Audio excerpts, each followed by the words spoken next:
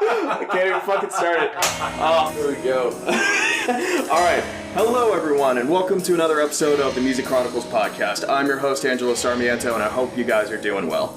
So, my guest, the jackass laughing in the background, is a very special guest. He is the lead singer and rhythm guitar player of my band, Submit Thy Will. His name is Shane Hull-Muniz. How you doing, man? I'm good. We finally got started. We finally got started. I'm great now. Yeah, it's peaking like crazy, but I can fix that later, so we're not going to worry about it. That's why post is so great. Exactly, yeah. So, what I wanted to talk about a little bit today is our concert experiences. So, obviously, us being in a band together, we could get into the many shows that we've played together now, but I kind of wanted to take a little bit further back to maybe shows that we went to, like maybe some of our first concert experiences, both just as audience members or as like playing. So I figured that'd be a fun place to start. So, Shane, what was the first concert you ever went to? I'll never forget it, man. I went to Lynyrd Skynyrd and Kid Rock.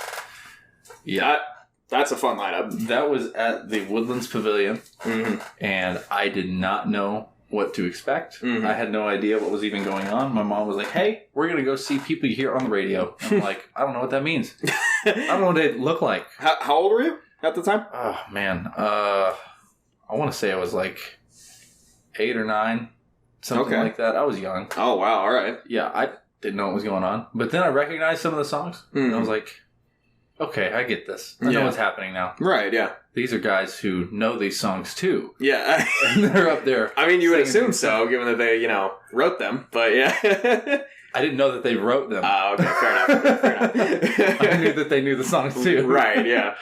So, Lynyrd Skynyrd, Kid Rock, and Kid Rock stole the show.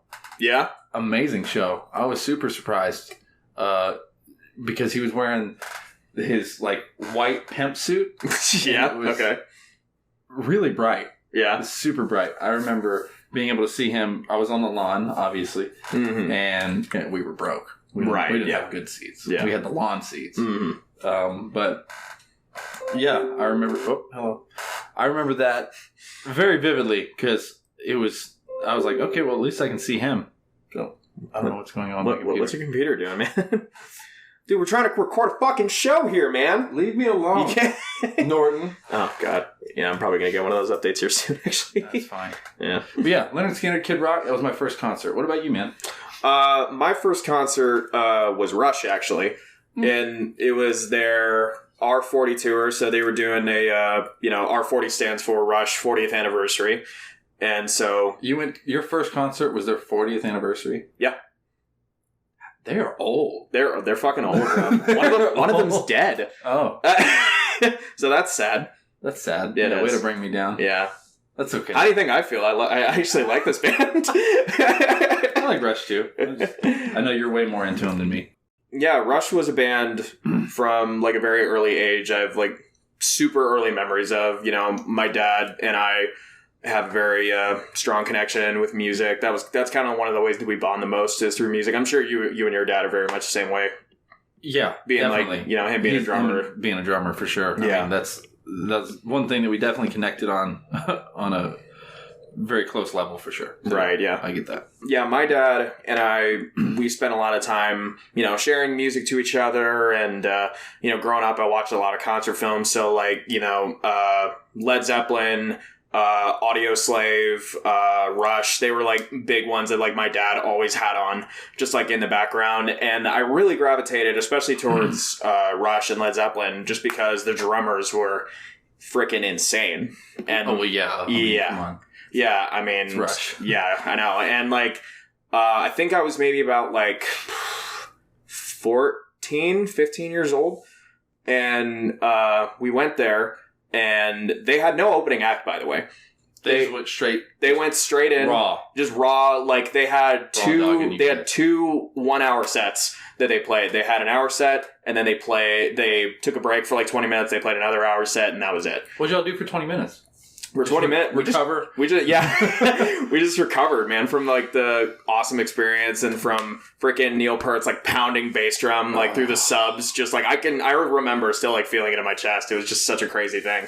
Like a guy that I grew up like, you know, idolizing, you know, as well. Like being able to see him live, it was just like such a cool thing. Live music's so much different. Yeah. I mean, it's an experience that you can only get being there. Yeah, exactly. You can even listen to a recording of something live and it's not even a comparison. Right. Look at our stuff. Yeah. Whenever we go back and rewatch shows that we've done, it's like, I mean, I enjoy it. Right. Because I'm kind of studying it, but it's nothing compared. No, yeah. And that's kind of my biggest bummer is the fact that, you know, I get the opportunity to like know what it's like to feel that thump from other bands. Yeah. But I'm never going to get to hear it from us. No, yeah. You know what I mean? Yeah, no, I know. Well, yeah, because when, I mean, you know, for any of those listening, you know, who aren't musicians, it's a very different feeling. Like just like not only just like listening to music just by yourself, but like just playing music by yourself versus playing it in front of a crowd and in front of people. Like there's so much going through your head. There's adrenaline, you know, at least in my case, definitely. Yeah. I'm like worried about like every little thing, you know, like even though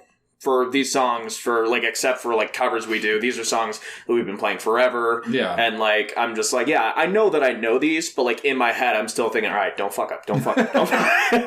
Like, how do you think I'm feeling up there? Oh yeah. I mean, arguably you might have it a little worse just because you're in front. You like, you get direct interaction with the crowd. Meanwhile, I'm in the back. Like, yeah, I mean, it's just it's nerve wracking, especially doing a cover. Right. Yeah. These are songs that everyone knows. If I screw up one of our songs, no one knows. No one knows. You know what I mean? But if I screw up on a song that everybody knows, like Black Hole Sun. Right, yeah. Dude, I'm going to get so roasted. Yeah. By the end of the night. Like, you forgot the words, idiot. Yeah. Yeah, I know. But so far, that hasn't happened. Yeah. If it has, I've, like, skimmed through it and, like, just talked my way through it. Right. I mean, you know. I mean, granted, it's not a Pearl Jam song, but I still feel like Soundgarden is kind of in one of those camps of singers that where, like, grunge, of those grunge singers where, like, half the time you might not know what they're saying. Yeah, like I forgot one of the words in Black Hole Sun. Which part was it? It was the first time we played it, and it was the second verse. I think it was like the first. No, it was Boiling Heat. It was Boiling Heat. Yeah. First verse. I think I remember like watching the and footage. I was like, like I just didn't. I didn't say anything. I worked through it, but yeah, I remember I messed that up. Yeah, but no, going back to the concert thing. Yeah, my second concert was actually it was Crew Fest. Okay, who's that? Motley Crue. Their second Crew Fest, so Crew Fest 2. Oh, wait, so is this like a festival that like Motley Crue puts on or something? I don't know if they still do. I know they used to. Okay. But yeah, Crew Fest 2, I saw Theory of a Dead Man. Ooh, okay. Which I didn't really know the band at the time, I'll be honest. So nowadays I can appreciate them a lot more. Right, yeah. Godsmack. Ooh. And Motley Crue. And I think there was another band there called like Backdoor Slam. Backdoor Slam. Never heard of them. They were, I think, one of the openers. But I think that was actually the concert where a lot of beef happened between Sully Erna and I think almost all of the guys from Motley Crue. Wait, I mean, I feel like I've heard of this before, but like, what was it? Like, what was? I think it had something to do with the amount of time that Godsmack was given to be on stage. There was like a weird change up in the line. I don't remember exactly what it was. Well, okay, wait. So when you went to this, like, how old were you? Like, what? Like, do you remember roughly what year it was? I was a young teenager. Okay, I don't remember exactly which year. I could look it up, but it probably take some time. Yeah, but I mean, Godsmack. I mean, they blew up in like the 2000s. I'd say. I think that's a fair statement. Oh yeah, they were a headlining band. Yeah, they weren't just some like random like opening band that just came out of like the clubs like what we're playing at the moment. I think I Stand Alone and Love Hate Sex Pain was out at the time. Oh well, then yeah, it's like they should be. I think I don't know about that last one, but right, yeah, you know they were big. But either way, I Stand Alone. I mean, that's a massive hit. It's huge. Yeah, so it's like. How much time were they given? Well, I think it was like, I could be totally wrong, and I'm probably going to get called on this, but I do know that there was some beef that happened, and it was from that show. Jeez. But from what I understand, it was something along the lines of they weren't given enough time, or their time was being cut into by Motley Crue. Right. And they were like, we're a big band too. Right. But Motley Crue's like, okay, pat on the head, kids. Yeah, yeah. And so they weren't like given the respect that they deserved. Right. And be like, yeah, kid, we toured with Ozzy Osbourne, okay? Exactly. But yet they all have Ozzy's number programmed in their phone, so I don't know why they're all tripping. Yeah, I don't either. So, but I remember that was one of the experiences that I had from another concert that I went to, and that was honestly my second concert ever. I have not been to too many. Yeah. So I've been to a handful of them, and I've been really like fortunate and like lucky in like seeing like some of the bands that I've seen, especially like because a lot of the times like I'm either going with like friends or I'm going with my dad, and like I've gotten the opportunity to see like some of my favorite bands play, and like that's just a really special like. I just never know where they're at. Yeah, exactly. I downloaded this app and I still don't know where they're at. Right, yeah. What is it, Songkick or whatever? Songkick. Yeah. I just don't. I didn't grow up going to a lot of concerts. I grew up loving music. Of course, yeah. And so the musicians to me, I didn't look at them as like...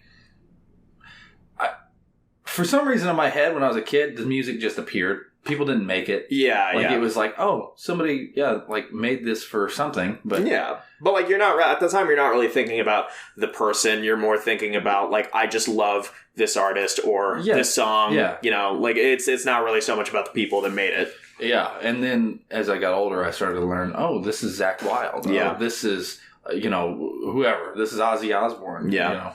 And learning some of these people has really made it to where I was like, oh, wow. And they kind of become immortalized, and it made me interested in it. Yeah, I don't know what it was, but like I've kind of always been obsessed with like the people behind it. I don't really know why. I think maybe it's because... I think it's because from an early age, I had like very specific people in mind that like had inspired me to play music. So I just kind of retained that. And I just kind of held on to that, like, even, like, from a young age. Like, I had Neil Peart, Dave Grohl, and, like, just a bunch of other people that just, like... I had specific people in mind when I was, like, playing the drums. I'm like, I want to be this person. Yeah. Yeah. Well, once I got a little older and I picked up the guitar, that's when that started happening. Right. I'm talking when I was probably under 10 years old. Yeah, you know what I mean? And then I picked up guitar at 12, and... I'm only a little better than I was back then. I highly doubt that's true. You're a lot worse than when Yeah, you're probably... No, but I picked it up, and then I wanted to be the next Zakk Wylde, man. Of course, I was like, this guy is a god. Yeah. And and I'm not even close. Right. I don't think I will be. Just from the style that I play now. I play very differently. And I still take a lot of... And you should, to be honest. Yeah. I figured out how I like to play and what our sound is. And we've kind of developed and adopted our own sound. Yeah. And I'm super happy with it, man. I love our sound. I do too, man. And it's a weird thing because, like, I definitely relate to that. I feel like a lot of people do. A lot of other musicians as well. Like you feel like you don't live up to. Not just the people that you grew up listening to, but also the musician that like you hear inside your head. Yeah. Of like what you want yourself to be, but it's always just like that much out of reach. And, like, you're always just kind of like, oh, fuck, like, I wish I could, like, do this. And then you work on it, and then you can do a little bit better, and you can get a little closer. But then there's also this other thing. As you get better, you're just like, oh, man, but now there's this new thing, and I can't do that. And it's just like it's a never-ending, like, cycle. Whenever I look at guitar parts nowadays, like, I used to look at a guitar part, and I'd go, how do I do this exactly the way it's done? Right. Right. And I did that all the way up till probably a couple of years ago, because I just wanted to make sure that I could do the things. Yeah. I wasn't trying to copy anybody. I was trying to figure out if I had the skill level to emulate them. Yeah.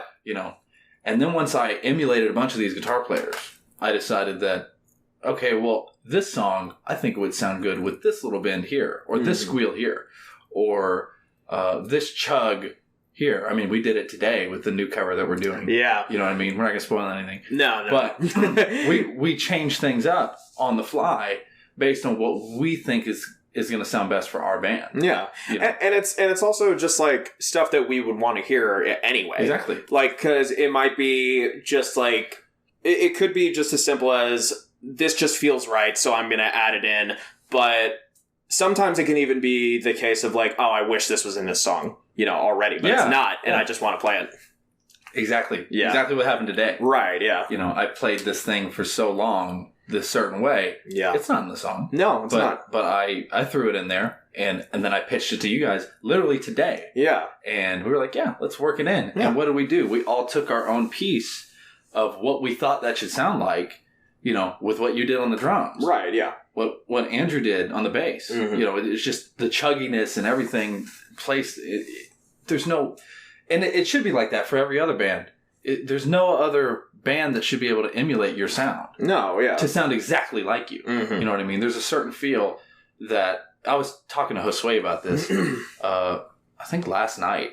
We were talking about guitar parts, and, I can hand somebody who can read music a sheet of our music, right? And it's going to sound good. It's going to sound like the song. Right. But is it going to sound like us? It's not. No.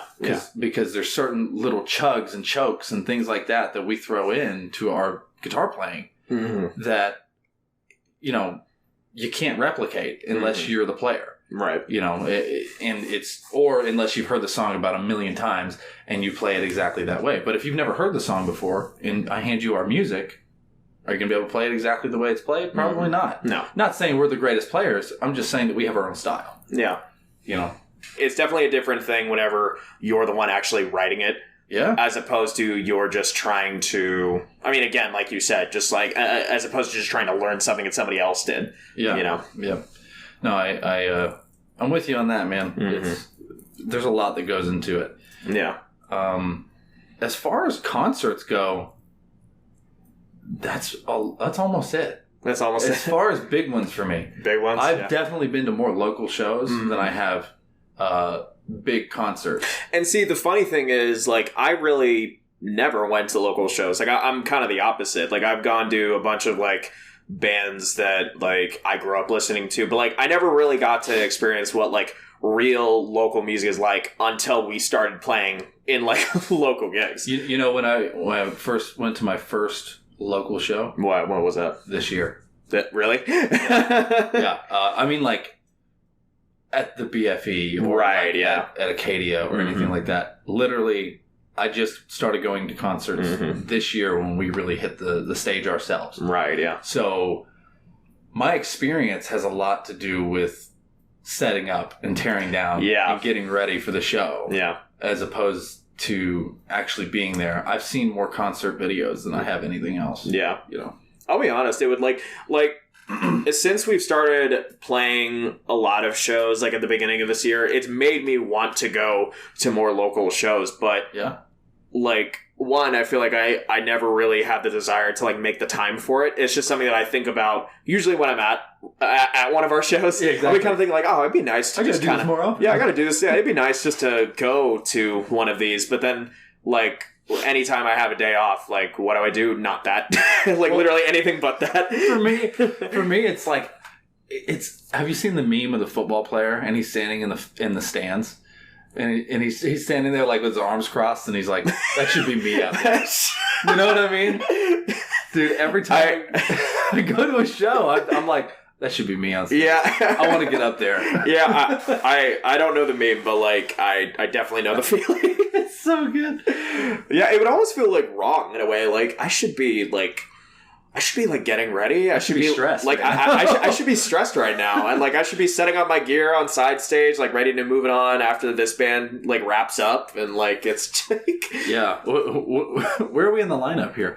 No, that's about my experience with live shows. Yeah. Really, I don't have a lot of it. Josue just went to see that one band you guys like. Oh, Macari, yeah. And you guys know so much more music than I do as far as like I really doubt that's true. Well, no, when it comes to this scene, like the lesser known, I say lesser known, it's lesser known to me, but like Makari, like Gojira, I didn't know about them until you showed me them. You know what I mean? It's so funny, like, thinking about that because, you know, for a little bit of context, before I joined this band, I mean, you already know this, but I'm just saying for anybody who listens, you know, like, I really didn't I didn't really grow up listening to metal. Like, the most, like, metal bands that I ever listened to, there was really only 3. It was, I mean, mostly Metallica, if I'm being honest. They're still, like, one of my, like, top favorite bands. You got to see them live, too. I did. They were fucking amazing. That's awesome. And, yeah, so Metallica, Black Sabbath, and Godsmack, those were really the only bands that I would consider, like, metal that I ever grew up listening to. Most of the shit that I started getting into happened like maybe a few months before I joined this band. Oh wow! How amazing is that, really? Yeah, well, it's because like I knew that I wanted to audition for bands, and I noticed I was like, okay, well, which drums seem like they have the most freedom, and which ones seem like they're having the most fun, and I just looked at all the metal drummers, so I was like, all right, let me go down this rabbit hole. That's awesome. Yeah. Now, I started looking up bands that were kind of like similar to what I already listened to, even they were still in the same... They were still metal, but like it was more similar to what I actually already listened to. Like, I looked for bands that sounded similar to Metallica, so then I started listening to Avenged Sevenfold. Yeah, definitely. Yeah, and then I love Rush, so I was like, okay, what are some like more prog kind of bands that sort of sound like Rush? I started listening to like Dream Theater. And then from there you branch off, and then you just kind of like... Periphery. Yeah, yeah. Dude. Yeah. Well, I didn't know any of those guys. Yeah. That's what I'm saying. Like, I knew about Dream Theater. Didn't listen to them. Honestly, I still need to get more into them. But I literally grew up, and I've told you this story a bunch. My mom used to put headphones around her stomach and blast Black Sabbath whenever she was pregnant with me. That's badass. That's literally awesome. I've been listening to this music since before I was born. You know? Yeah. So it's literally ingrained into me. And from there, she used to blast the whole debut, the Sickness Disturbed album. Yeah. You know, when we were going to Renaissance Festival. Stuff like that. You know, I was totally around it all the time, but it was all mainstream stuff. Right, yeah. You know, my mom didn't listen to underground stuff. Right. She would listen to whatever she could get her hands on as far as a CD goes. Yeah. And wherever you could buy CDs at the time, Hastings... Remember that? Yeah. Anything. I miss Hastings. I miss Hastings. That was, like, legitimately, that was where I bought most of my CDs. Yeah, me too. Yeah, because my car, like, when I was in high school, like, it technically had an aux port. It didn't freaking work. Like, it was... No, of course not. It didn't work, and so, like, I was just like, all right, screw this, I'm buying CDs. So I would have a bunch of CDs in my car of just, like, different stuff that I listened to, you know. I'm literally holding in my hand right now all my CDs. Oh, gosh.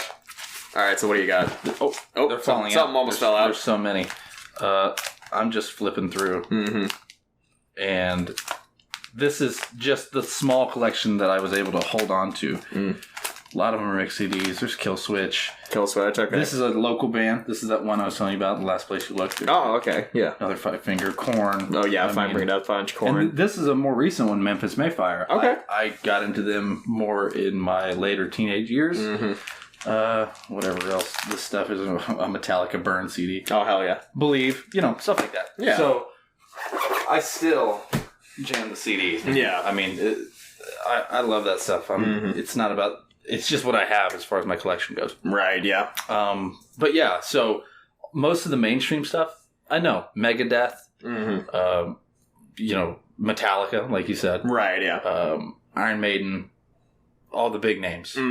That's what I grew up on. And so it's funny because now Andrew and you and everybody's got these new names that they're throwing out, and I go, I have no idea what you're talking about. I don't know them. I listen to them and I like them. Yeah. But I know it's a lot of dedication. Yeah. Well, see, the thing is though, like a lot of the bands that like I got in I got into, like, I also got into through you guys, you know, obviously, like, being in a band and having other musician friends, like, finally having other friends to geek out over music about, like, you finally start to get into more things. So, like, right as I was discovering metal and, like, what I listened to, then I joined the band, and then you guys are throwing, like, Bullet for My Valentine, you know, Disturbed and Bullet, like, I knew of. Right. I knew, like, their hits. Like, I knew Tears Don't Fall. Right. Like, I feel like almost everybody knows that. Almost everybody knows that. Music. And obviously everybody knows Down with the Sickness. Like, literally everybody knows that song. So like, I like, there were some bands that, like, I knew of, but, like, I never really got into. I never really listened to Killswitch Engage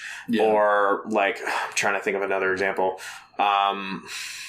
I'm, like, blanking on it. Like Atreyu or anything? Okay, see, Atreyu I had never actually even heard of. Oh, really? Yeah, I had never heard of before you guys, like, introduced me to them. And, like, they're a great band. They're awesome. Drummer's a great singer as well, which is, like, you don't see very often.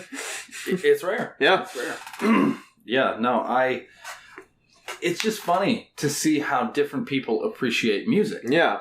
Because when you're a musician, you break things down and analyze them. Yeah. You know, one of my favorite things to do, especially in the band, is to help structure the songs.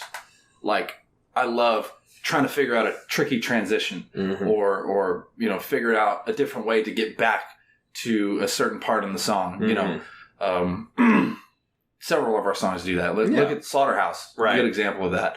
The very beginning, the very end, we were able to somehow slip those off-time things onto both sides and sandwich that together. Yeah. With a 4/4 beat in the middle. I love that. Yeah. But watching other people listen to the same stuff, because I do that. I'll analyze a song and then I'll show somebody else and I'm like, hey, like, just see if they catch little things, and it goes right over their head. Right, yeah. They don't notice and they don't care to notice. Yeah. And it's just realizing that for a lot of people, music's just a vibe. Mm-hmm. They're not breaking things down. They're just seeing if they like it. Yeah. And, you know, I think that's why our band works so well, because we have so many different places that we all come from. Like you said, you just started listening to metal a few years ago. Yeah. Like regularly. Mm-hmm. And me, I was all into the classic stuff. You know, classic rock, classic metal. Yeah. Mostly. And who knows what Andrew's been listening to? Who knows? Okay, like, I mean, if we can, like, talk about who probably has, like, the most diverse and definitely the weirdest, like, taste in music. Like, yeah. But, like, a good weird. It, like, our bass player, Andrew. He's, like, just weird. He's just a fucking weirdo. Hope he doesn't listen to this. Oh, he won't, will. But it's fine. He'll kill us both. But kind of transitioning back to concerts a bit, I want to talk a little bit about our experiences, like, playing our first shows. And we're not going to get into our first shows, like, as a band. Oh, okay. Like, I want to talk about literally playing live for the first time, like, what your experience was with, like that. Like, officially live? Yes. Are you talking good quality? No. Oh, no. I'm literally talking about, like, first time. All right. So my first, okay, I'll go first, I guess. When you can. I guess. I mean, you didn't specify. You just said, let's talk about it. Yeah. So let's talk about it. What are you waiting for? What are you waiting for? What are you waiting for? What am I waiting for? Scary movie reference if you're not. If you want to. Anyways. Y'all motherfuckers better have seen Scary Movie. That's a classic. I will fight anybody on that. I agree. They're great. Mm-hmm. Definitely a great rewatch. Anyways. Not the fifth one. The fifth one's shit. There's a fifth one? Exactly. All right. Exactly. That's what I mean. I'm kind of just stalling at this point. Yeah. Tell your damn story. Right? All right. First time playing live. Shane Hull-Muniz. So live musician. First time. I am with... Sorry. My other band that I was... It was honestly the first band... Is this Failed Attempt? This is Failed Attempt. Gotcha. Okay. Yeah. I was with a band called Failed Attempt. It didn't work out. Imagine that. Yeah. So imagine a band. Failed Attempt didn't work out. Yeah. But... Their attempt failed. I had... One of my best friends at the time was my guitar player. Actually, the old drummer of this... Well, I guess it was the first rendition of this band. Yeah. Yeah, he was the old drummer. he was the drummer of Failed Attempt as well. Yeah, Alex, right? Yeah. Okay. Yeah, I didn't know if you're doing the name thing or not. So yeah, I mean, my guitar player was Mac. Screw it, I'll just go for that. Okay. And we had a bass player named Adam, and Adam was also a guitar player, and Mac was super flaky, wouldn't show up to practice. Mm-hmm. Believe it or not, Alex was more like on it. Really? Being at rehearsals. Oh, okay. And they weren't rehearsals back then. That was just jam session. Yeah, it was just getting together. And we didn't have any songs. Mm-hmm. We had stuff that we would try and play and that we would forget about the next day because we were probably all too high to remember it. Ah, gotcha. So I'm with Adam. He comes over for rehearsal, and I think Alex was there too. And we are playing, or he brings his acoustic, and we make a song. Okay. And I think I played you that song the other day. Maybe. It was that acoustic one, Searching for the Truth. That sounds familiar. Yeah, it was, if I had my guitar, I'd play it. But, yeah, we made that song, Searching for the Truth. We were supposed to play at Studio 12. Oh, okay. So it was a big night for us. Big deal. Mm-hmm. First time ever playing. We were like, oh, man, are you going to be at the show? Mm-hmm. Are you going to be at the concert? You know what I mean? Real quick, do you want to explain to the listeners what Studio 12 was? Yeah. My father-in-law, he wasn't my father-in-law at the time. Yeah. But he's our producer, Paul. Yeah. Paul had a teen club, and that's how I met them. Mm-hmm. So went to the teen club. It was called Studio 12, and he was super nice, and probably shouldn't have been, but he was super nice and was like, oh yeah, you guys want to play? Sure, we have a small stage. Go right ahead if you guys want to make... What a good guy. Making a big mistake. So, we made this thing seem like it was the biggest thing ever. Right. You know what I mean? We're telling all our friends. Oh, of course. Like, dude, we got a show. We got this. We got nothing is what we got. Mm. We didn't have anything prepared. Nothing. Yeah. So I talked to Adam, like, we got to get serious, man. Mm-hmm. We got to get a song together. A straight up song. Okay. And so he's like, okay. We tried to get everybody together, and it never worked out. So Adam came over with his guitar. Mm-hmm. We made the song, and we had that prepared.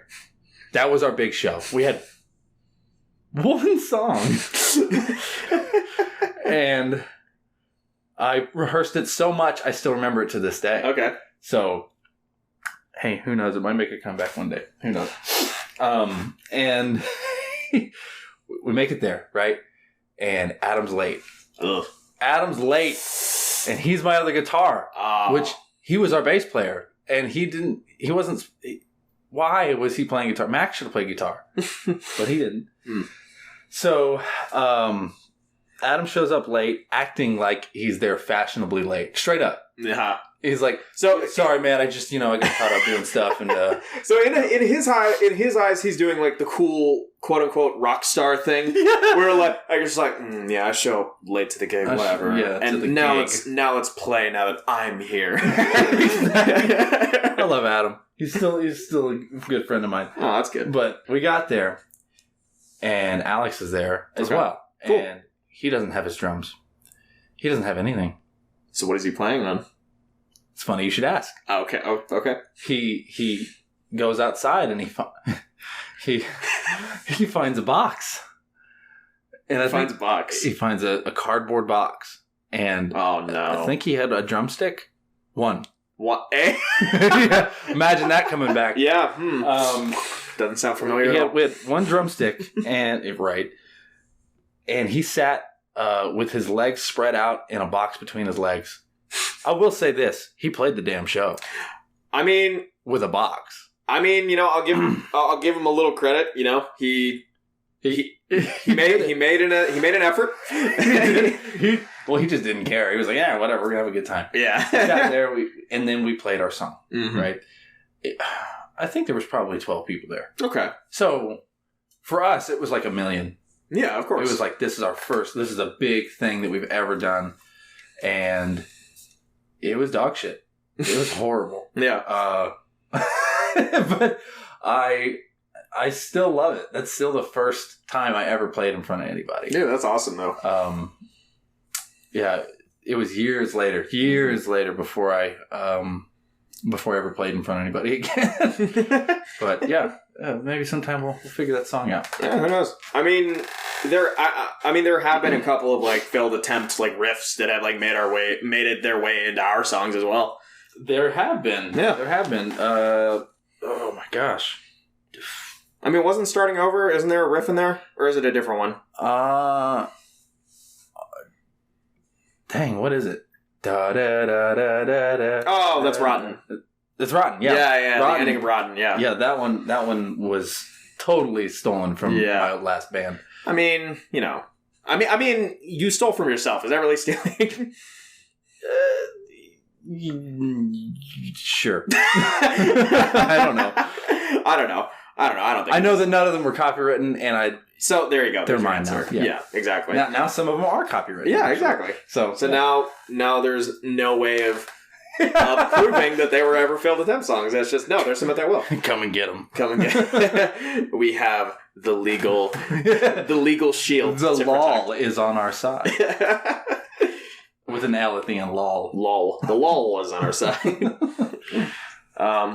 Yeah, but so I'm trying to think. When was my first time playing live?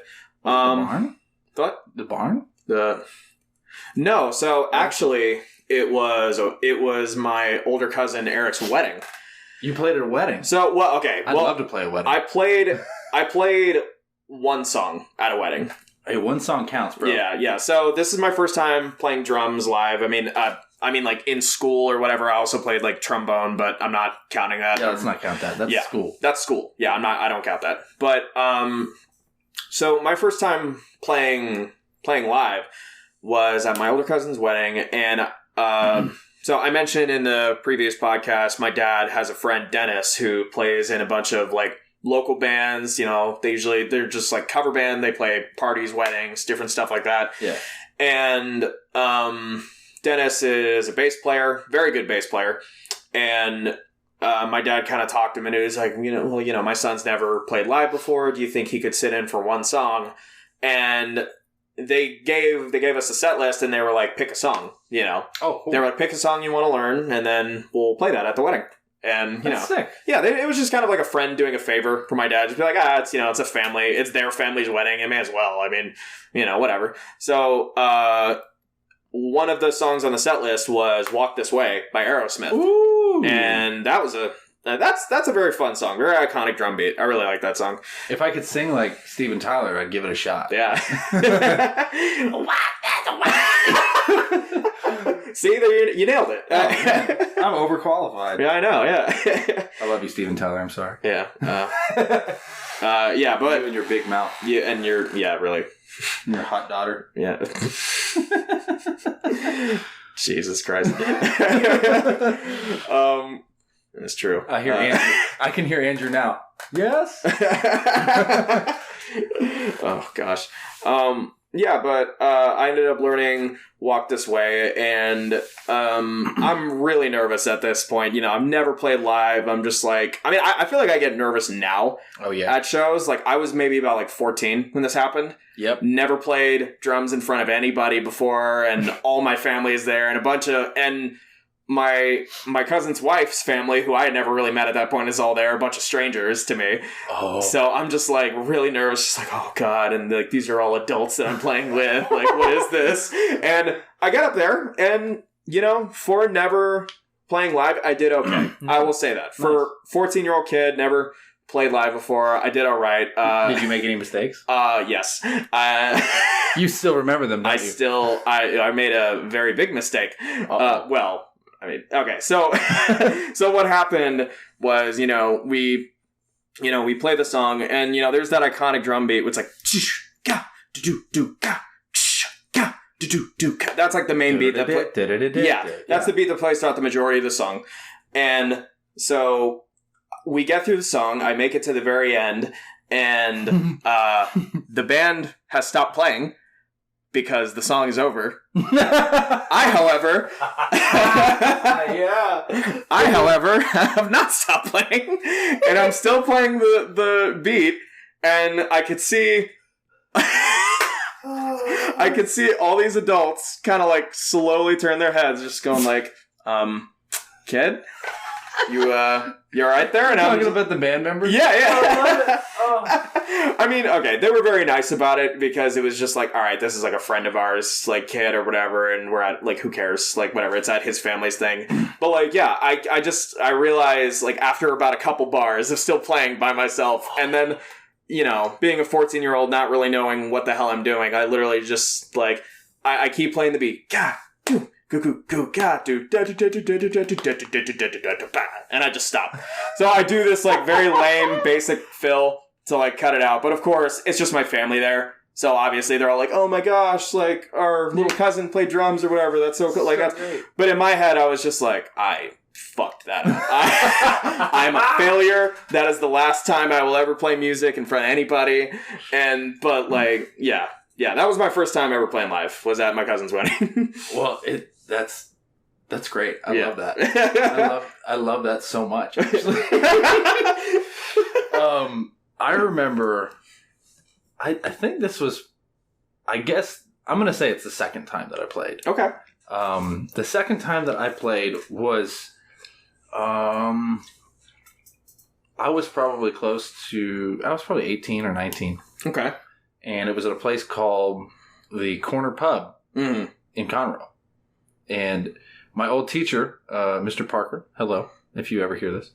Shout out Mr. Parker. Shout out Mr. Parker. He's dope, super skinny. He needs to eat more. He's a bass player. And him and I always talked about music and stuff. I mean, he's been in and out of a few bands from what I understand. Mm-hmm. And he was really good. Yeah. I mean, I've played with him a couple of times. Just he brought his bass and I brought my guitar to school, and then I just jammed after school. And oh, that's cool. It was fun. I mean, it was great. He contacted me a few years back and was like, hey, my band is playing at the Corner Pub. It's kind of an open mic situation. Cool. It's more of us doing our rehearsal, but we always have a rehearsal at this pub. So people are there and they just hang out and we just jam, basically. That's cool. I was like, that's pretty sick, man. Yeah. He was like, if you ever want to come, I'll put your name on the list and we'll get you on stage. I was like, okay, sure. And I took him up on it. A couple weeks later, I called him and was like, hey, I got my acoustic. I'll be there. He's like, really? I was like, yeah. Showed up, and I just played a bunch of covers that I knew. I mean, this is before the band. Yeah. Probably a couple of years before the band. Maybe a year or two. Okay. And I got up there, and I had a great time. Played like Simple Man. They even got up and played with me, and we did a rendition, like an acoustic version of Enter Sandman. Oh, that's cool. And we had the whole club singing. That was like my first, like, big time, like, oh my gosh, I got people giving a damn about my music. Yeah. You know, and they actually want to sing along. I had drunk people dancing. Yes. And it's the same nowadays. When we get drunk people dancing, it feels just the same. It feels great. You know? So, did you do any singing at this concert? Or you did? Okay. Yeah, I did. I even did a couple of stuff that I had to sight read from the Guitar Tabs app. Awesome. From Ultimate Guitar Tabs. And people really enjoyed it. I had like a 30-minute set they gave me. And I didn't know what I was doing. Yeah. It was literally just me up there going, hey, I'm going to play this. And then I'll play like half of it and I'd like mess up and I'd laugh. Right, yeah. And then people would laugh and it was just a good time. That was like the only solo acoustic thing that I ever did.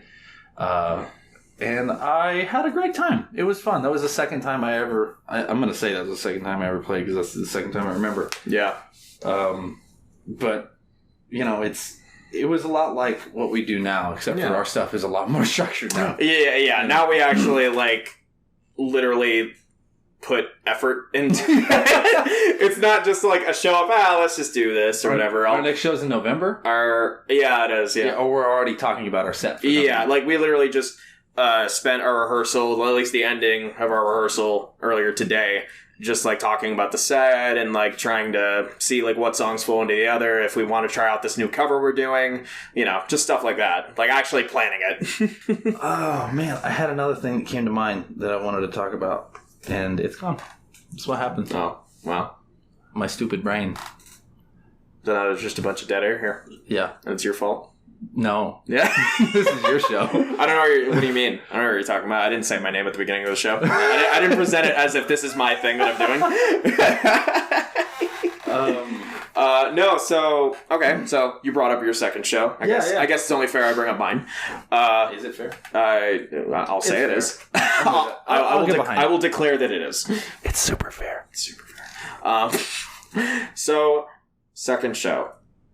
Okay, so funnily enough, you actually already brought it up. It was in my aunt's barn. Oh yeah. So, back when I was in high school, just doing like marching band, whatever. My aunt, she has this very big property with like a barn and a pasture and all that stuff. I mean, you've been there, yeah, Well, I know, but no. I mean, all the listeners have, all like 0 of them.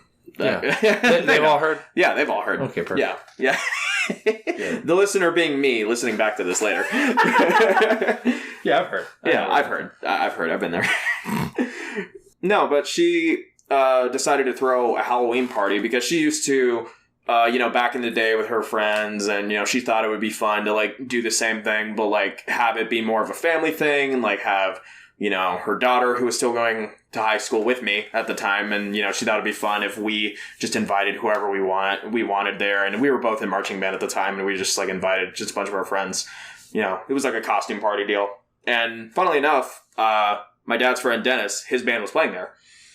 And so they had a gig there, and I was like, oh, well, I sat in with them, with their band, once before, and I'll just do it again. And so I sat in on them, and I played Smells Like Teen Spirit by Nirvana, and I got to jam that song, so that was fun. Oh, that song. The song is generic-ass drummer. We were so happy. We were so happy. Like, you were not lying. In Bloom? Oh, okay. Let's do that. Yeah. Let's do that. Yeah, but I jammed with them, and funnily enough, me playing just for that little bit actually led me to playing drums in my high school jazz band, which I'd always wanted to do, but I was never given the opportunity to. Yeah. Because, like, I had auditioned for drums, and they were just like, no. Dude, same thing happened to me. They just stuck me on trombone. They hand you a little thing, and they say, oh, blow into this. Yeah, the little mouthpiece. Yeah. And then they're like, oh, dude, you're perfect for that. Jesus Christ, the audio capture on that just blew up for a second. Just... Anyway. Just do it again, yeah. Yeah, just do it again. Why not? I like to see the colors happen. Yeah, that's the only reason. That's what I'm looking for every time that I record anything. Exactly, yeah. Or music. I was like, oh, pretty colors. Yeah, that's it. That's a lot of red. Yeah, let's keep that. Ooh, yeah, let's do that.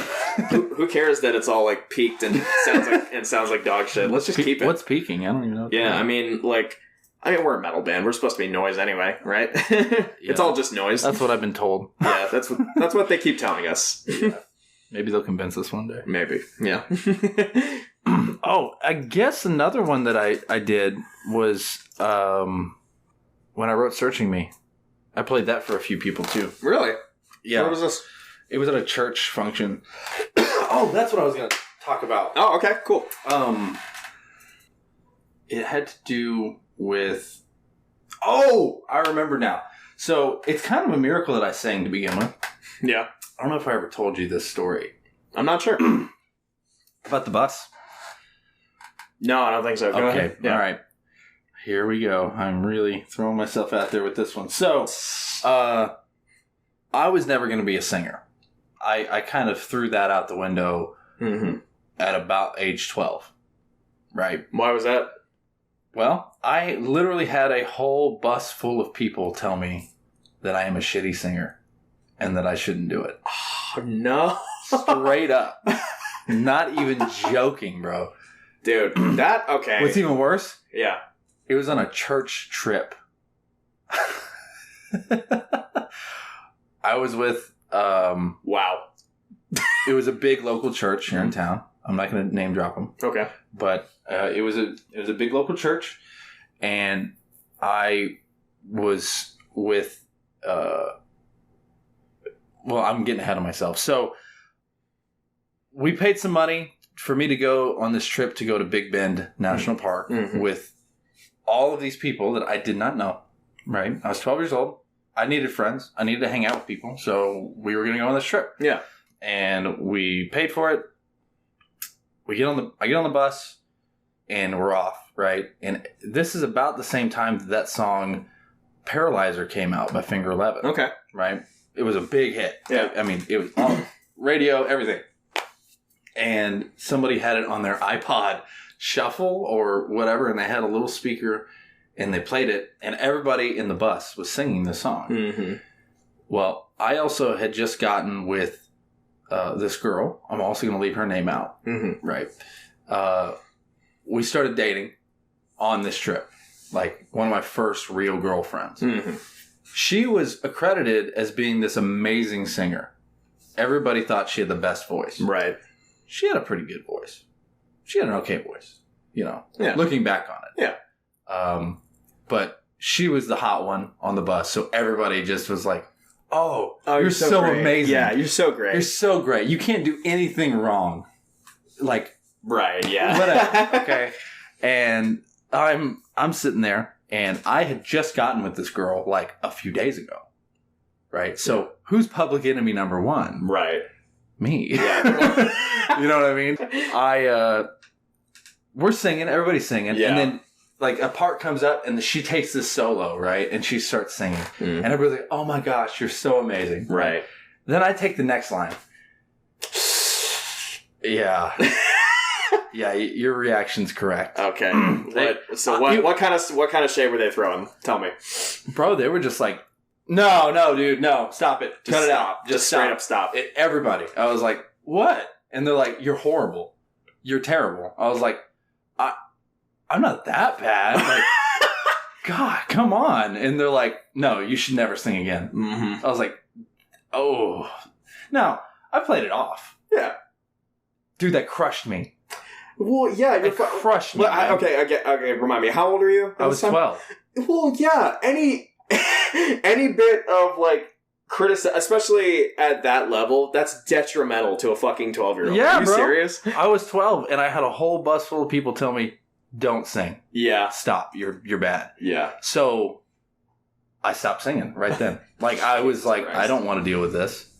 Singing is not going to be the thing that I am known for. I'm going to be a guitar player. I picked up guitar that same year. Yeah. You know, and I started playing, and I was going to be the next Zach Wild. I was determined. Mm-hmm. I wanted to play guitar, and so I picked it up, and that's what I did all the way up to our band. Yeah. Like, that was my goal. I was going to be the lead player, right? Even in this band, and it just doesn't work out like that. No, yeah. Being because I was at the time I was the only one who could hold a tune in singing, even though I thought that I was terrible. Which I was pretty terrible, but I wasn't that bad. You know what I mean? I wasn't so bad that I needed a whole bus full of people to tell me that, hey, you suck, kill yourself. You know? So. Bunch of church kids being like, yeah, you should. A bunch of church kids. That's what makes it even funnier to me. It's just like, and also more horrible. It's just like. It's so great. I mean, hey, it made me determined, I guess. I mean, you know. I was bullied, and then I pulled myself out of it. Yeah.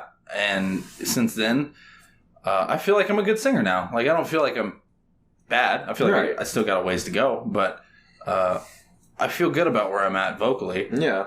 Which I never thought I would be. I thought that I was just a horrible singer and that I was just going to die a horrible singer. Yeah. And now I can say I'm decent, at least. So You're a great fucking singer. Let me just say that real quick. I appreciate that. Yeah, like...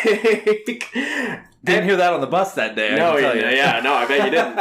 Which is why I'm telling you now, because I think your 12-year-old self needs to hear this. My 12-year-old self would be very surprised at all the things that we are doing as a band. Oh, I mean, same here. Yeah. Oh, definitely. Yeah. I mean, seriously, like, go back in time. Take yourself back to that place when you were 12 and... show you what you're doing nowadays. Right, yeah. What would he say? Gosh, I don't even know. I mean, it's a weird thing to kind of try to put yourself in that scenario, you know, because it's in a lot of ways, I feel like I still am that 12-year-old who's just still trying to figure this shit out. You know what I mean? Yeah. Yeah. Hey, Jen. Hi, wife. Hey. Hello. My wife came in. Yeah, it's Shane's wife, Jenna. Here. Get him for taking. You can get over there. Go for it. Yeah, go for it. I'm so sorry. No, you're good. It's fine. I'm not cutting any of this out, by the way. I'm just going to leave it in. Hello. I said you're on. How was the gym? Haha. How was the gym? It was gym-like. It was gym-like? It was gym-like. Hello, people of the podcast land. Yeah. all one of me listening back to this. Yeah, no, so I get that. I get what you're saying when it comes to putting yourself in that scenario of never or of kind of going back in time because that's what I try and do it quite often. I do remember because I was into a lot of church stuff even back when I was a kid. Right, yeah. And they had what do you call it? They had like a point in time where people would come up and like speak their truth. Yeah. To put it bluntly. Like, you know, this is the stuff I've been through and things. But then there was still like a band that was playing behind them. Yeah. And I was more focused on the band than anything else. You know, and I was like, ooh, I like the licks they're doing. Right. It was just quiet music in the background, but it influenced even some of the things that are in a couple of our songs, believe it or not. Yeah. Commandant is a perfect example, that slow part. Yeah. I wrote that kind of based on what I heard back in those days. Right, yeah. Well, those days are kind of really in the past as far as like music for church and stuff like that. Yeah. But yeah, no, so that's... I mean, while I'm trying to mull over that question and think of an answer, I mean, what do you think your 12-year-old self would say to you now? He wouldn't believe it. Yeah. Like, if I was to take the audio from our songs and I was to show my old self that, I'd be like, wow, that's a cool band. Like, that's really cool stuff. Yeah, yeah. And then, like, the me nowadays, like, that's you, dude. Yeah. Like, that's you on stage. Right, yeah. I wouldn't believe me. I would say that would be amazing. But it's just the infancy of our band, too. I mean, we're still getting out there. We're still getting known. Oh, yeah. Hopefully, there's still more to come. Oh, of course. I mean, that's the whole goal, and that's why we're doing all this. But even that, I wouldn't have believed me. I'd have probably tried to punch me. Right. Don't lie to me. How dare you lie to me right now? Tell me that I have a future. I know I'm going to suck forever. Honestly, I think my 12-year-old self would probably say something similar because I'm trying to think. I started playing the drums when I was probably like, I don't know, like 10, maybe 9 years old. Yeah. And so at this point, like, I'm only just learning how to play this instrument. I'm at this point, I'm learning how to play Paranoid by Black Sabbath for the first time, like, first song I ever really learned. I love that so much. Oh, it's such a great song. And can't wait to play it. Oh, yeah, for real. Spoilers, man, spoilers. That was not the cover that we're talking about earlier. It's a different one. Just for clarification. No, you're not that good. No. Wow, hurtful.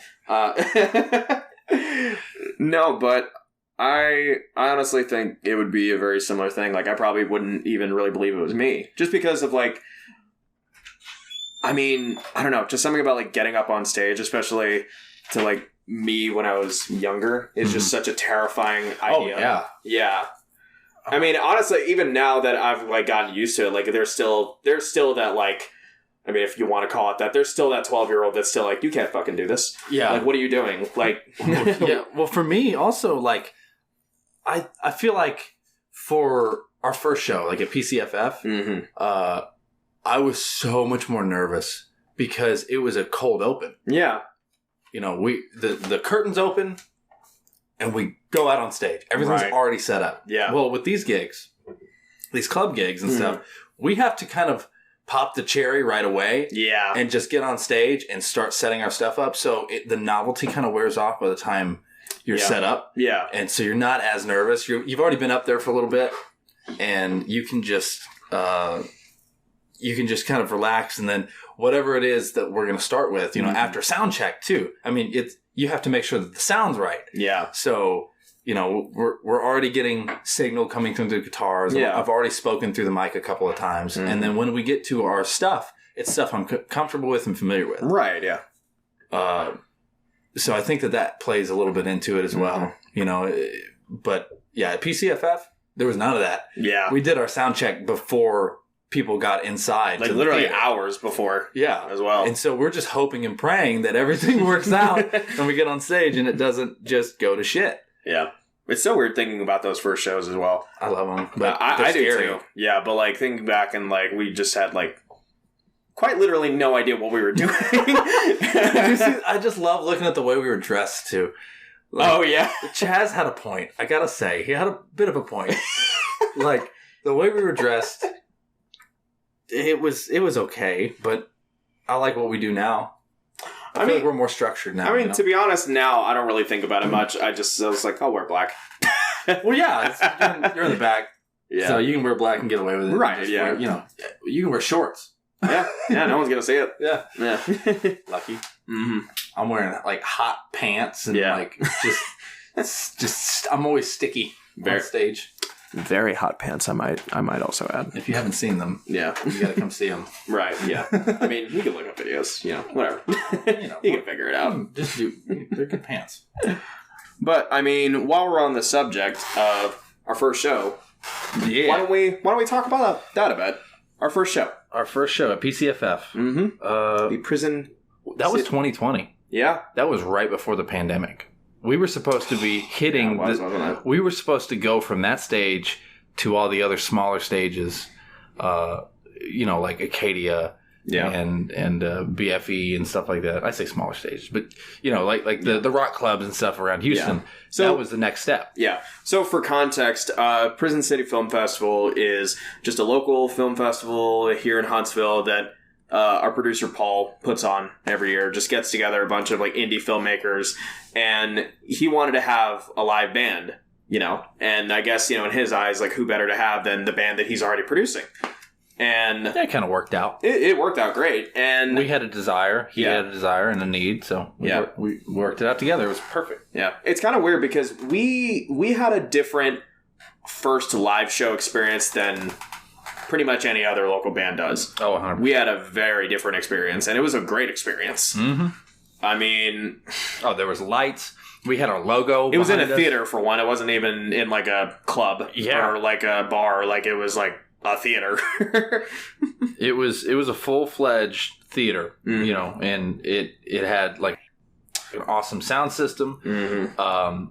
And I think it had a brand new sound system at that time. I think I helped put it together. Oh yeah, that's right. All new subs, all new tweeters and everything. I mean, it was a great sound system, and the lighting was all brand new LED, like very smart lighting. Right. Yeah. So it was incredible. And then we had the projector in the back. It had our logo. Oh God, that was so sick. It was sick, and we had everything rehearsed because we were actually able to rehearse in the theater. Yeah, we had 2 weeks? Was it? It was at least a week. I feel like it was more than that, but it may have been. I'm not sure. I think it was 2 weeks worth of being able to rehearse in that place, and that was with our old bass player. Yeah, it was.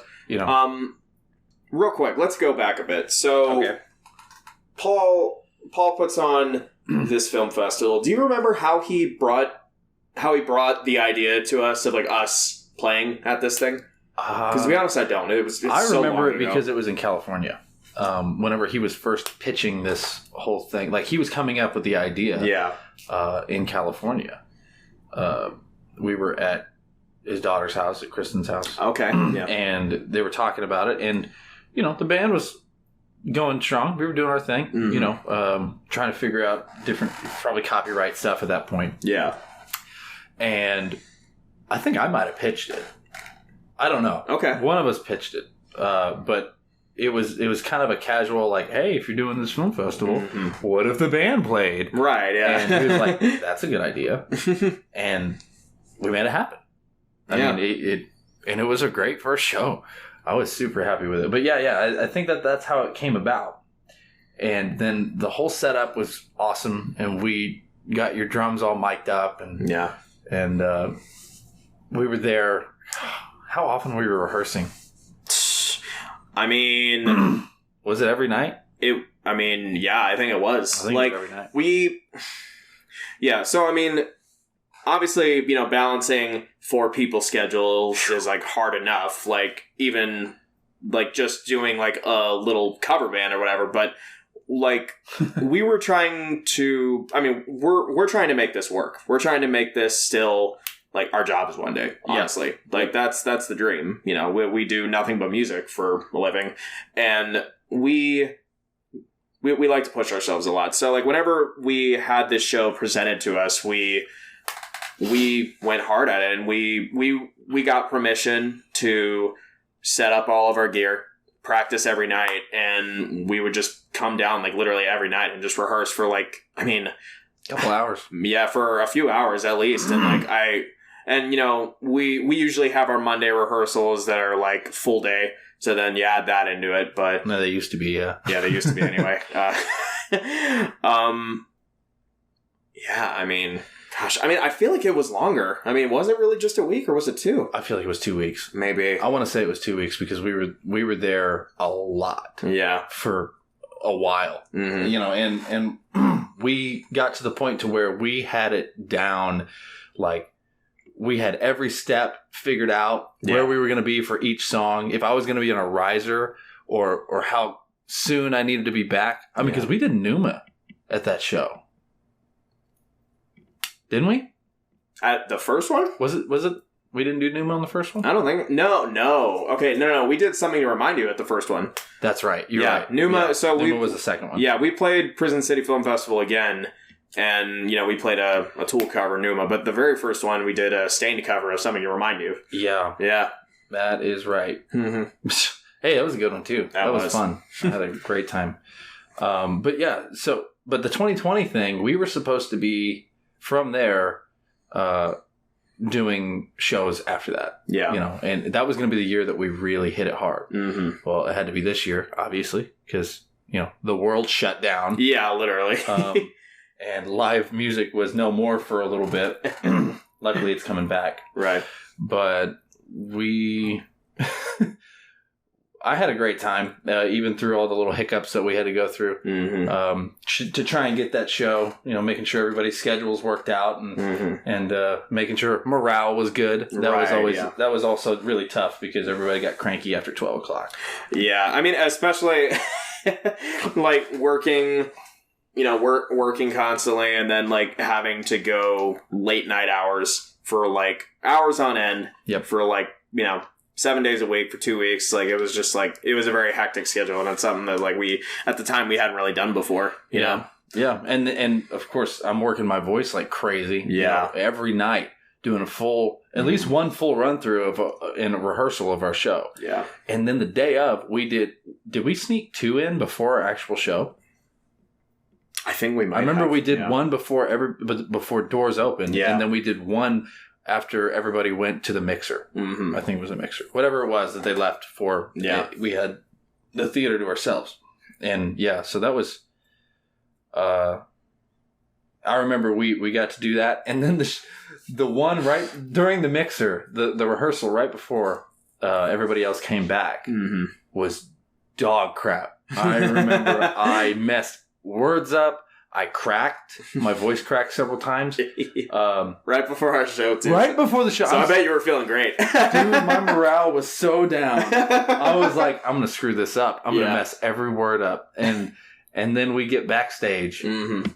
Right. And when we do these big shows at stuff like that, we would always have something kind of prepared as far as like a show opener. Mm-hmm. So we would make little cringy, awesome videos that we would play before we went on, right? Mm-hmm. And I remember, what was the first year's? That was Did we have a video the first year? Yeah, because it was Louder Than Words. You remember that? Oh, that's right. We did the Louder Than Words thing. Yeah, okay. Yeah, so we Yeah, we have a song louder than words. You can still find this video. Yeah, you can still. Oh yeah, it's very much still alive and present on our YouTube page for what little content is on there. We gotta work on that. Yeah, we do. We need to work on that. Yeah, so louder than words. Lyrics written by our old bass player Anthony, and it was this very. I don't know. I'll have to ask him or Paul about it, but like, from what the video looks like, it was a very impromptu. It was supposed to be kind of an interview about what the song was kind of about. Yeah. And we didn't have the full song in there. Mm-hmm. But the way we did it was really kind of cool because it plays like the first, I wouldn't even say the first half of the song. Or like the first minute and a half, maybe 2 minutes. Yeah, you hear him talking over the top of the music and stuff, and it's kind of an interview-esque sort of thing, yeah. Mm-hmm. But then what we did was we would listen to that, and we were behind the screen. Mm-hmm. Oh my God! Remember that? I do. Okay, yeah. So to like kind of paint a picture for the audience here, so so at this point, the film festival has been going on for a little bit, right? There have been a bunch of movies that are playing. Really good films. Yeah. Really good films as well. Some really bad ones as well. But it is what it is. It is what it is. Yeah. But yeah. So they have this projector screen that they're using to put the movies on, and at this point, this one segment where they're playing a certain block of films ends, and then you see our video. Where it just pops up. Like another film. Like another film. Anthony is talking about the song, what it means to him, and we're just playing, and I'm sure at this point the crowd is very confused, just like, oh, what? This wasn't on the agenda? What is this? Yeah, what film is it? Yeah, what is it? What film is this? This sucks. I hate this music, man. This music, this sucks. I'm into, jazz. What is this? Fucking rock metal bullshit that I'm seeing. Agreed. Yeah, no, but this is playing, and at this point, we have all kind of filtered on stage, had our instruments ready to go, and bear in mind, this is the first real show we're all really playing together as a band. Yep. We had one gig before where we were playing at a singing competition, and we just played one song. It was a cover. Oh, yeah! It was a cover. I remember that. Yeah. And we did that, but... My wife sang. Yeah. She killed it. I don't know about the rest of us, but yeah. But no, but I don't really count that so much because we didn't play any of our music. But this is the first time we're playing our music. Yeah. We're really putting ourselves out there. We're starting off with the video. We're vulnerable. And we are...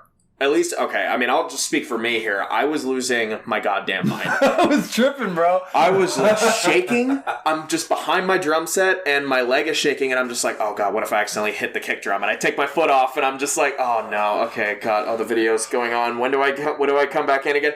Because the thing is, we have this video synced up to where, at a certain point, gets to this big section in the song. Do you remember what part of the song? We start playing? Yeah, okay. Yeah, so there's this big section where, we got riffs going, it's all instrumental, we're about to, Shane and Josue are about to, rip on the guitar, do some solos, and this is where we're supposed to come in, and it's just such a weird thing, because we're playing this song for the first time for anybody, and we're only playing half of it, and we're presenting it like some huge production, and I just remember just being so incredibly nervous. Incredibly nervous. I can't even speak right now. You're still nervous. No, I'm still nervous. I'm incredibly nervous.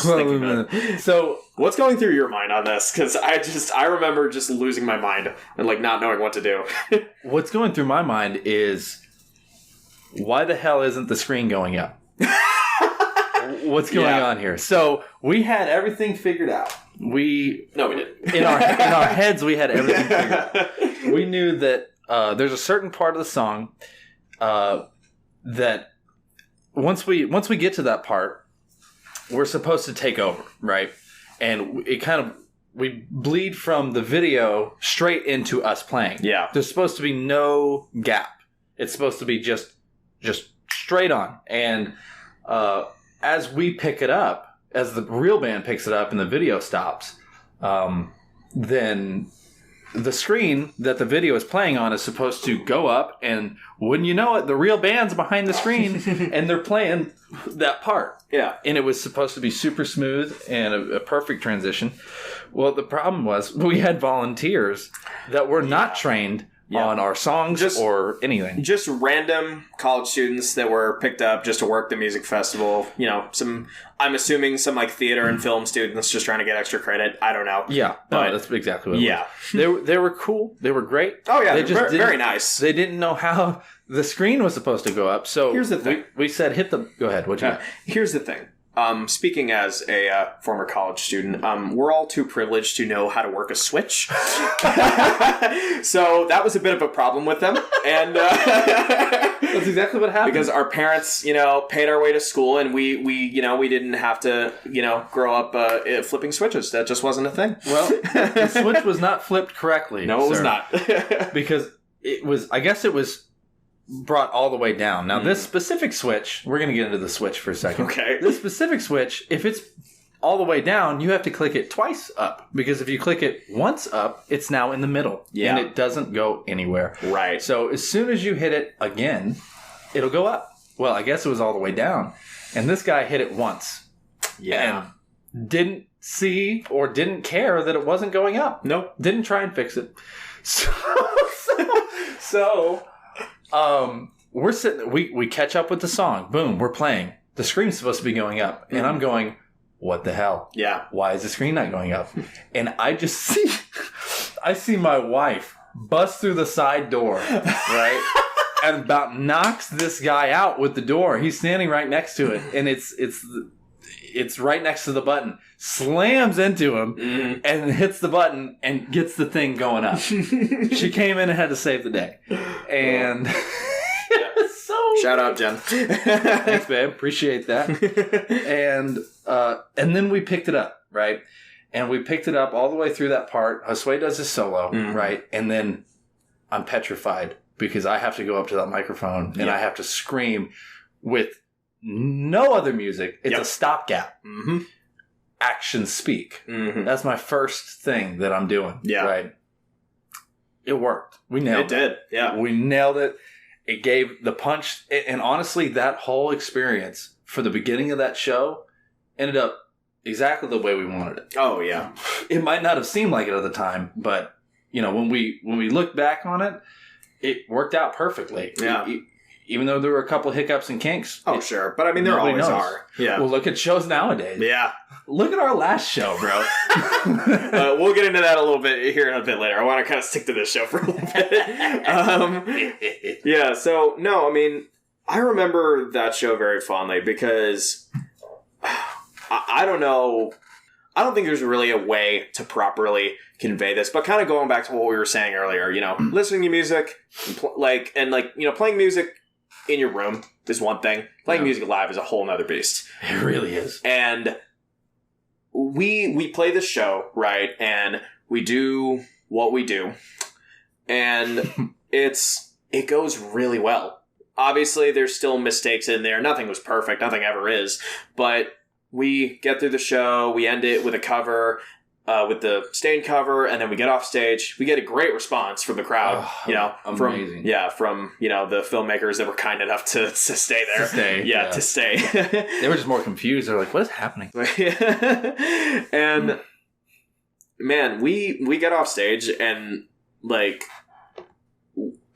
don't know how to describe the high that you get after getting off stage. You can't get it anywhere else. You really can't. No, there's not a drug out there that can give you that type of feeling. Yeah, and it's our very first show as well as a band, and it's the first time we're all kind of feeling this as a group. And I think, at least for me, I decided right then that I'm going to chase that high for my entire life. Yeah. I'm going to do anything it takes to make sure that I can feel that again, because it's incredible. If you've never done it, learn an instrument and do it. Yeah. Because you can't get it anywhere else. You can't experience it any other way. Even if it's just a small show, like what we had.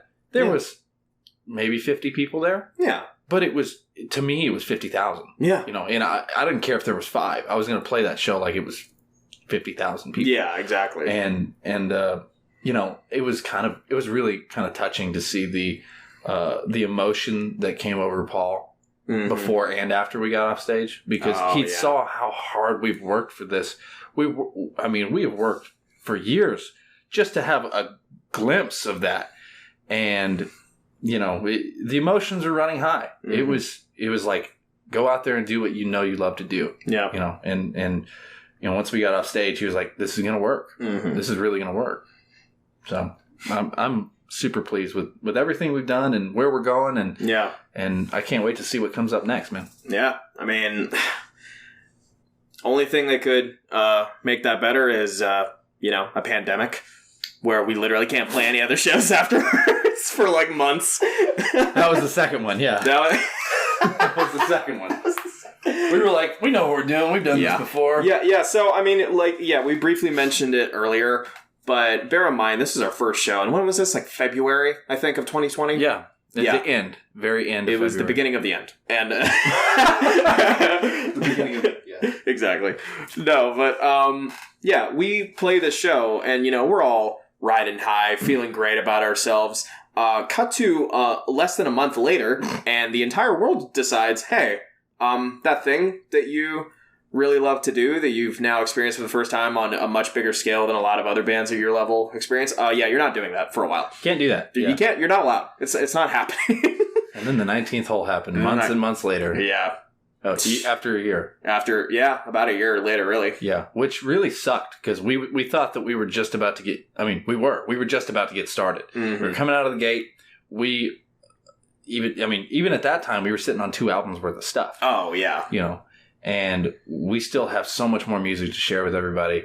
And the faster we can get music out, the better. That was honestly the only blessing that came out of the whole pandemic thing was we were able to focus on a couple of recordings and writings and stuff like that. So we're still, we still got so much more to come, man. Oh yeah, we do, man. Yeah, but I mean, it's really crazy looking back at that first show, well over a year now. We're almost in 2022, so pretty soon that show will have been 2 years away from now. Wow. Isn't that weird to think about? That's really, really freaking weird. Yeah. My mind's like, shut the hell up. Yeah. No way. Where does the time go? Well, I guess it goes into all the other shows we've been doing this year. Yeah, really. We've been doing a bunch. Just in the past few months, we've done, 10 shows? Yeah, I think so. At least that's what on our website says. Yeah. Which I think is pretty accurate. Yeah. Right now, at least. Yeah, for now. Yeah. But that could change. Who knows? Who knows? But I just can't wait. And we got 3 more shows this year before the end of it. Yeah. And for now, and who knows, between now and then, we could have more, we have more shows booked. Yeah. Yeah. And we also know we're going to do another Prison City Film Festival. Mm-hmm. I can't wait to see what little video we come up with for that one. Oh gosh, that'll be interesting. Yeah. But yeah, that was our concert experiences and just different stories. I like it. And geez, I'm gonna, not that I was being professional before, but I'm gonna try to at least be a little less professional now that we're going out of it. Professional? Yeah, exactly. I don't know how we're gonna do that. I don't know either. Dude, this is a lot of fun. Seriously. Straight up. Yeah. I really want you to be able to bring your stuff over after rehearsals and stuff. I don't care. I'll sit in with you on any of them, whether it's about this or anything else. Yeah. I have a great time. No, this is really cool, man. Heck yeah.